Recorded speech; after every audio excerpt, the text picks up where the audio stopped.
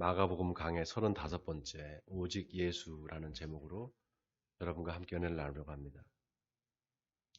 성경에 많은 이야기가 있습니다.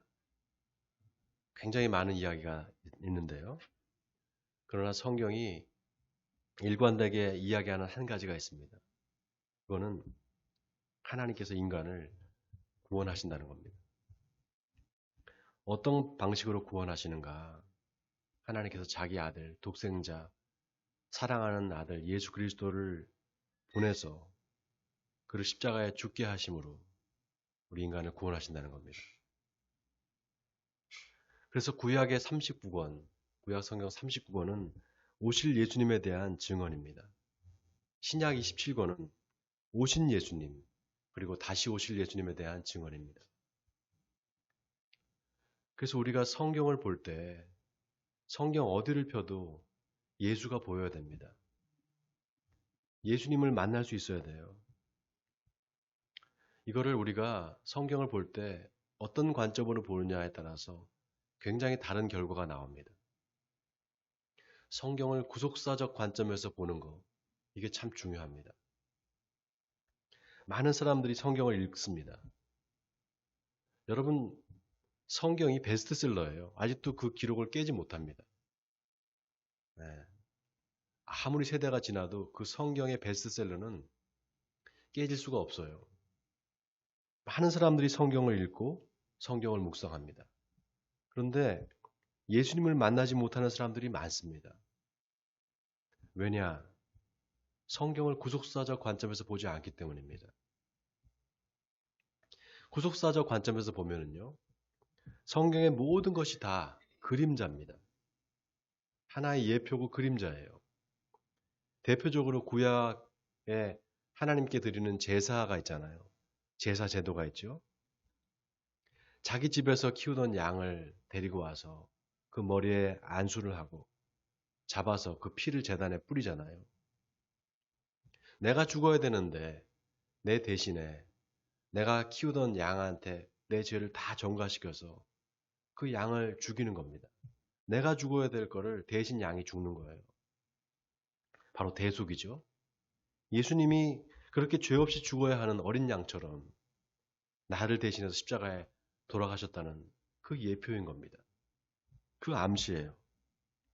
대속의 원리가 구약에서 쭉 설명했던 그 대속의 원리가 예수님의 십자가에서 비로소 실현되는 겁니다. 여러분, 예수님의 십자가를 믿으세요? 예수님의 십자가의 죽음이 나를 위한 죽음이라는 걸 믿으십니까? 다른 사람이 아니라 나를 위해서 예수님이 십자가를 지고 돌아가셨다는 사실, 이걸 믿어야 됩니다. 근데 그렇게 십자가에서 돌아가셨다는 것이 끝이 아닙니다, 여러분. 예수님이 죽었다가 3일 만에 다시 살아났잖아요. 죽은 거는 내 죄를 뒤집어 쓰고 죽은 거예요. 살아난 거는 왜 살아났을까요? 다시 살아난 이유가 뭘까요? 보여주시는 거예요. 뭘 보여주시는가? 너희도 나처럼 이렇게 살아날 거라는 거예요. 너희도 나처럼 이렇게 다시 살아날 거다. 다시 부활할 거야. 이거를 믿느냐는 겁니다. 여러분 믿으세요? 그래서 기독교는 죽음을 말하는 종교가 아닙니다. 삶을 말하는 종교예요.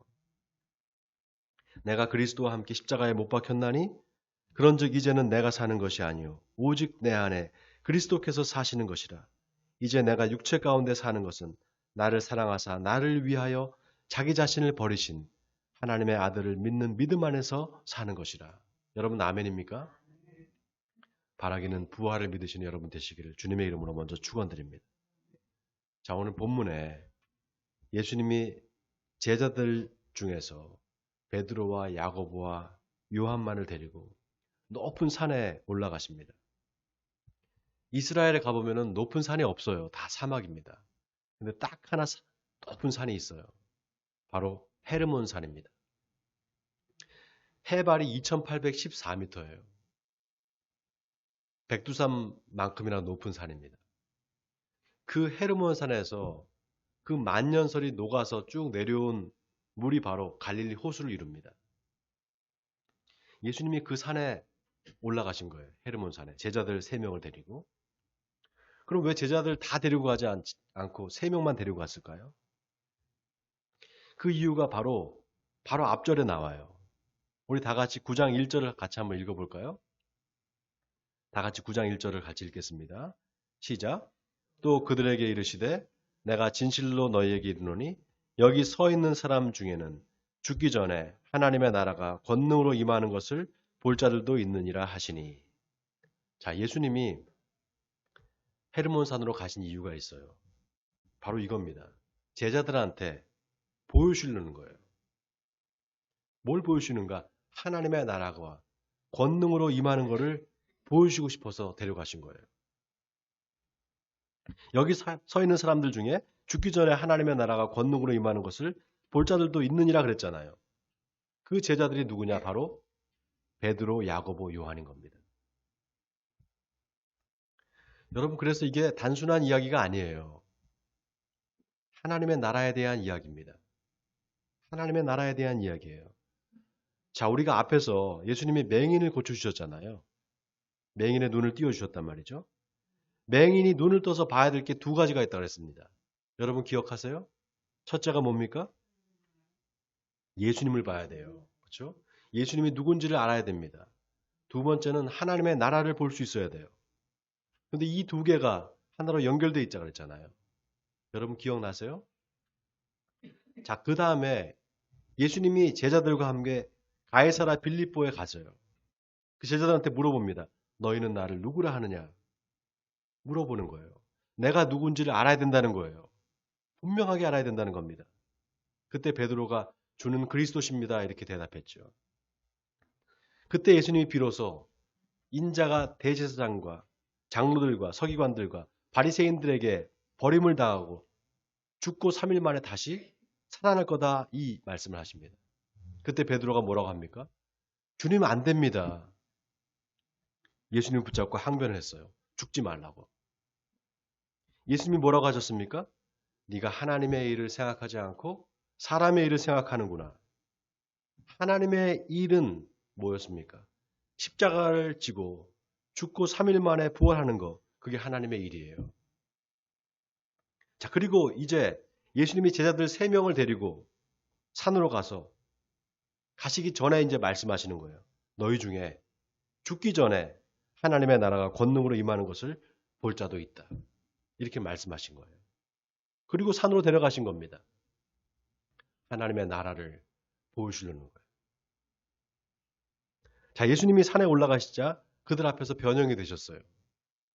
오늘 본문 2절에 보니까 그들 앞에서 변형되사 그 옷이 광채가 나며 세상에 빨래하는 자가 그렇게 희게 할 수 없을 만큼 매우 희어졌더라 이렇게 나와 있습니다.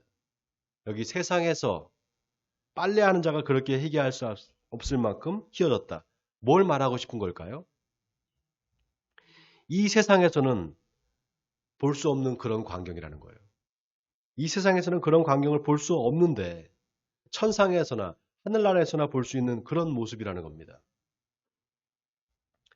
여러분, 하늘나라, 천국 하면 뭐가 제일 먼저 떠오르세요? 천국 하면 뭐가 제일 먼저 떠오르세요, 여러분? 떠오르는 게 없어요?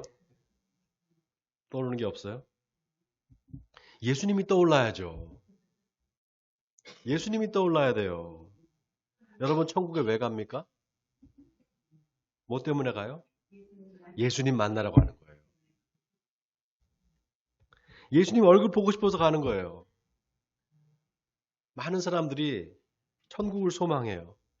근데 아이러니하게도 천국에 왜 가려고 하느냐고 물으면 머뭇거려요.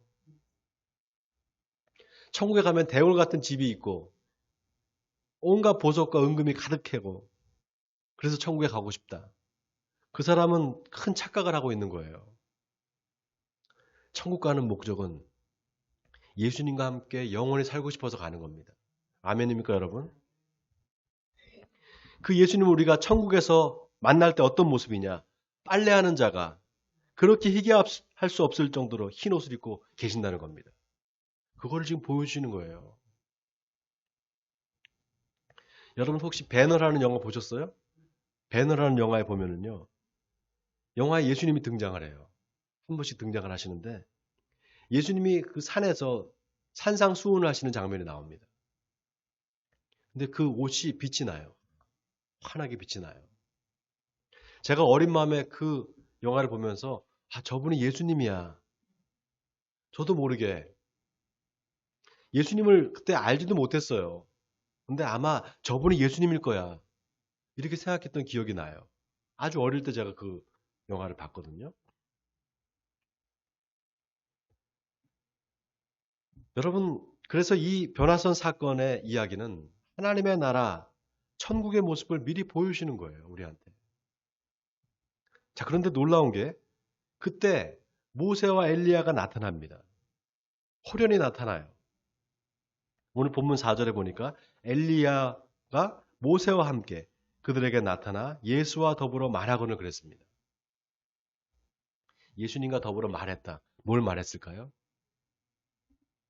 누가복음에 보면 예수님이 예루살렘에서 별세하실 것을 말씀하셨다 이렇게 나와 있습니다. 모세와 엘리야가 나타나서 예수님 당신 예루살렘에서 이제 돌아가실 겁니다. 이렇게 말했다라는 거예요. 예루살렘에서 죽게 될 거를 이야기했다는 겁니다. 여러분, 모세와 엘리야가 나타났다. 이게 아주 의미심장한 말입니다. 모세와 엘리야는 각각 율법과 선지자를 의미하는 거예요.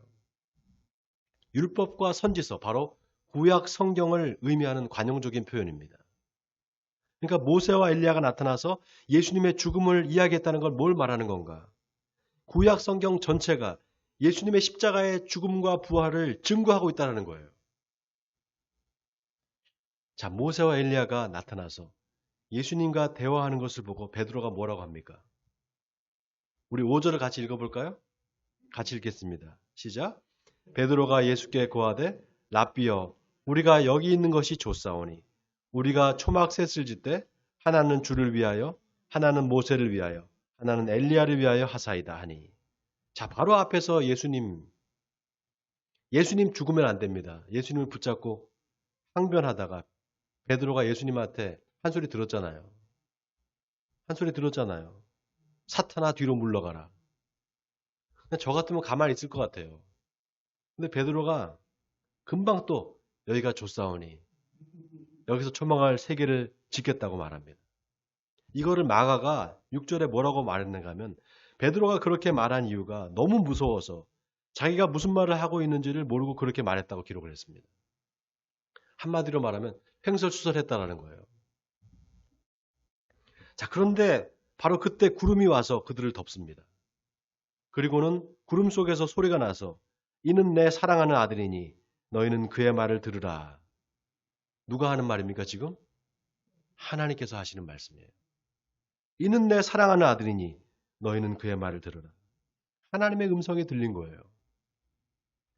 여러분 이 광경 어디서 한번 본 것 같지 않아요? 하나님께서 이렇게 말씀하시는 거. 이는 내 사랑하는 아들이다. 어디서 들은 것 같지 않습니까? 네. 예수님이 세례 요한한테 세례를 받을 때 하늘이 열리고 성령이 비둘기같이 예수님 위에 내려옵니다. 그리고 하늘에서 너는 내 사랑하는 아들이라 이런 음성이 들려와요. 자, 예수님이 세례를 받을 때와 오늘 변화선 사건의 공통점이 뭡니까? 하늘에서 음성이 들렸다는 거예요. 이는 내 사랑하는 아들이다. 말씀하시는 분은 하나님이세요. 그럼 차이점은 뭘까요? 차이점은 세례를 받을 때는 예수님이 세례 요한한테 세례를 받을 때는 성령이 비둘기같이 내려왔어요. 반면에 변화선 사건에는 성령에 대한 언급이 없습니다. 대신에 구약 성경으로 대변되는 모세와 엘리야가 나타나서 예수님이 예루살렘에서 죽을 것을 이야기합니다. 이 두 사건의 차이는 예수님의 세례식이 성부와 성자와 성령이 동시에 임해서 예수님이 하나님의 아들임을 증언하는 삼위일체적 사건이라면 변화선 사건은 성령 대신에 성경이 예수님이 하나님의 아들이고 그 아들이 십자가에 죽고 3일 만에 부활할 것을 증언하는 사건입니다. 그런데 제자들이 그 광경을 보고도 깨닫지 못하는 거예요. 더군다나 베드로는 여기가 좋사오니 초막셋을 짓고 여기 살고 싶다고 말한 겁니다. 그럴 수밖에 없는 게 아직 성령을 받지 못했기 때문이에요. 여러분, 제가 성경을 구속사적 관점에서 봐야 된다고 그랬잖아요. 그래서 구약 성경 어디를 펴서 읽어도 예수님을 발견할 수 있어야 돼요. 예수님을 찾을 수 있어야 됩니다. 그런데 영적인 눈이 가려져 있으면 그게 보이지가 않아요. 여러분, 그래서 우리가 기도해야 돼요. 그래서 기도해야 됩니다. 하나님, 성령 충만하게 해주세요. 아멘입니까, 여러분? 하나님, 성령 충만하게 해주세요. 그래서 제 영안을 밝혀주세요. 제 눈을 열어주세요. 또 내 남편과 내 자식과 내 아내의 영안을 열어주세요. 이렇게 기도해야 됩니다. 여러분, 영적인 눈을 뜨고 뭘 봐야 된다 그랬습니까? 첫 번째, 예수님을 봐야 돼요. 두 번째는 뭐예요? 하나님의 나라를 봐야 돼요. 예수님이 지금 제자들한테 이 두 개를 다 보여주시는 거예요. 하나님의 나라가 어딘가? 바로 여기라는 거예요. 그리고 그 하나님의 나라에서 누구의 말을 들어야 하는가? 내 사랑하는 아들의 말을 들어야 된다는 겁니다. 바로 예수 그리스도의 말을 들어야 된다는 거예요. 그것이 바로 하나님의 나라라는 겁니다. 여기서 듣는다는 거 순종하는 걸 말해요. 예수님의 복음을 듣고 순종하는 거. 그 순종하는 사람들이 살아가는 곳, 바로 하나님의 나라입니다. 그런 의미에서 오늘 본문 8절이 아주 의미심장합니다. 우리 다 같이 8절을 같이 읽어보겠습니다. 시작. 문득 둘러보니 아무도 보이지 아니하고 오직 예수와 자기들 뿐이었더라. 제자들이 정신을 차려보니까 모세와 엘리야는 사라지고 예수님만 계셔요. 오직 예수님만 계시는 거예요. 자, 누구라고요? 오직 누구라고요? 오직 예수님과 자기들 뿐이었더라 그랬어요. 여러분, 신앙은 예수님과 나와의 1대1의 관계입니다. 아멘입니까? 예수님과 나와의 1대1의 관계예요. 우리가 하나님을 어떻게 알 수 있습니까? 예수님을 통해서 알 수 있는 거예요. 나더러 주여 주여 행하는 자마다, 주여 주여 하는 자마다 다 천국에 들어갈 것이 아니라 오직 아버지의 뜻대로 행하는 자라에 들어가리라. 어떻게 하나님의 아버지의 뜻을 따라 행할 수 있느냐? 예수님을 믿어야만 행할 수 있어요. 예수님을 믿어야만 행할 수 있고 예수님을 믿어야만 하나님의 뜻대로 행하는 사람만이 천국에 갈 수 있다 그러는 거예요. 그래서 오직 예수예요. 그래서 오직 예수입니다. 여러분이 오직 예수라는 말이요. 타 종교와 관련해서 배타적인 의미로 쓰일 게 아니에요, 이게. 성경이 말하는 오직 한 사람, 바로 예수라는 거예요. 바로 예수 그리스도라는 겁니다. 그 예수님을 통해서 하나님이 인간을 구원하신다는 거예요. 그래서 누구든지 예수를 믿으면 구원받는다. 누구든지. 여기에는 나라와 민족과 성별과 심지어 종교를 초월해서 하나님의 구원의 효력이 나타난다는 겁니다. 자, 그런데 예수님이 3명의 제자들 앞에서 하나님의 나라가 이런 모습이라는 것을 미리 보여주시고는 또 뭐라고 하시는가 하면 또 인자가 죽은 자 가운데서 살아날 때까지는 본 것을 아무에게도 말하지 말라고 하세요. 보여줘 놓고 말하지 말라는 거예요. 여기에는 이유가 있어요.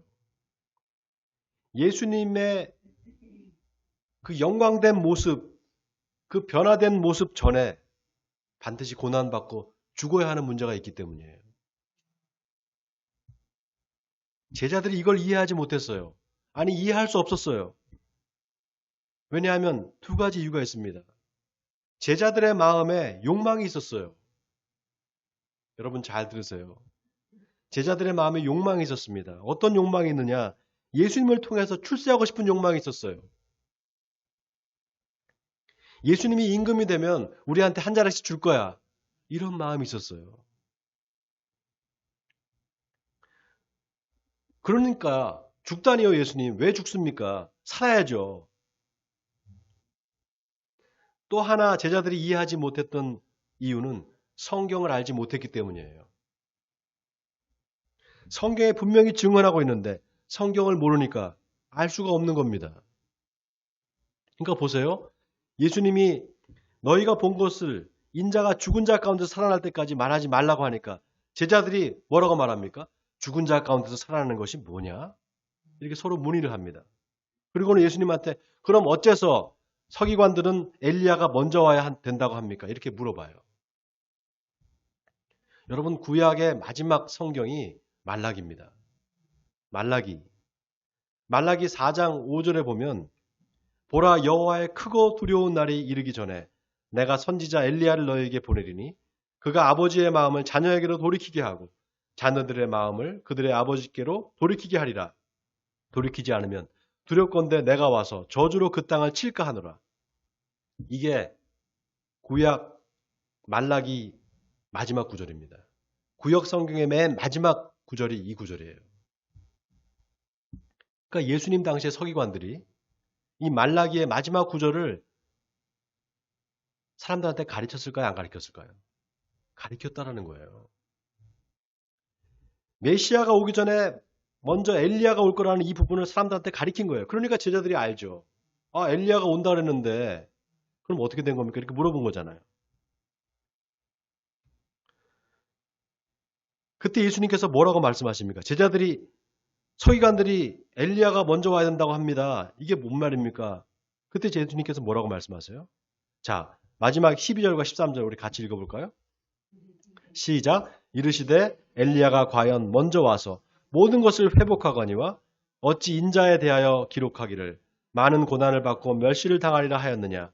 그러나 내가 너희에게 이르노니 엘리야가 왔으되 기록된 바와 같이 사람들이 함부로 대우하였느니라 하시니라. 자, 마태복음에 보면 제자들이 예수님이 하시는 이 말씀을 듣고 그제서야 예수님이 말씀하신 것이 세례 요한인 줄을 깨달으니라 이렇게 나와 있어요. 여러분, 여기서 말하는 엘리야는 바로 세례 요한을 말하는 겁니다. 예수님 당시에 유대인들이 성경을 모르는 게 아니었어요. 여러분, 유대인들이 얼마나 성경을 철저하게 가르치는 줄 아세요? 어려서부터 성경을 다 외우게 해요. 성년식에 가면 최소한 이사야서는 다 외우게 합니다. 이사야서가 66장까지 있잖아요. 그거를 다 외운다고 생각해 보세요. 대단한 거예요. 그 정도로 성경을 가르쳐요. 그런데 왜 몰랐을까요? 왜 예수님을 알아보지 못했을까요? 그 전에 세례 요한이 엘리야라는 사실은 왜 몰랐을까요? 여러분, 세례 요한이 엘리야처럼 낙타토롯을 입고 다녔어요. 광야에서 메뚜기와 석청을 먹었어요. 엘리야와 똑같았어요. 그러면 혹시 저 사람이 엘리야가 아닐까 의심해 볼 수도 있지 않겠어요? 근데 까맣게 몰랐어요. 왜 그랬을까요? 그 말씀이 자기들의 삶에 이루어질 것을 믿지 않았기 때문이에요. 하나님의 말씀이 내 삶에 이루어질 것을 믿지 않았기 때문입니다.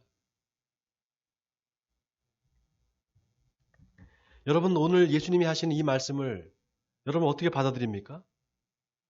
엘리야가 이미 왔는데 사람들이 함부로 대우했다는 이 말씀을 어떻게 이해합니까? 어디 저 딴 나라 이야기라고 생각됩니까? 여러분, 엘리야가 한 일이 뭐였습니까? 엘리야가 한 일이 뭐였을까요? 회개하라고 외친 거였어요. 세례 요한이 와서 외친 것도 똑같았어요. 회개하라. 하나님의 나라가 가까이 왔느니라였습니다. 예수님도 마찬가지예요.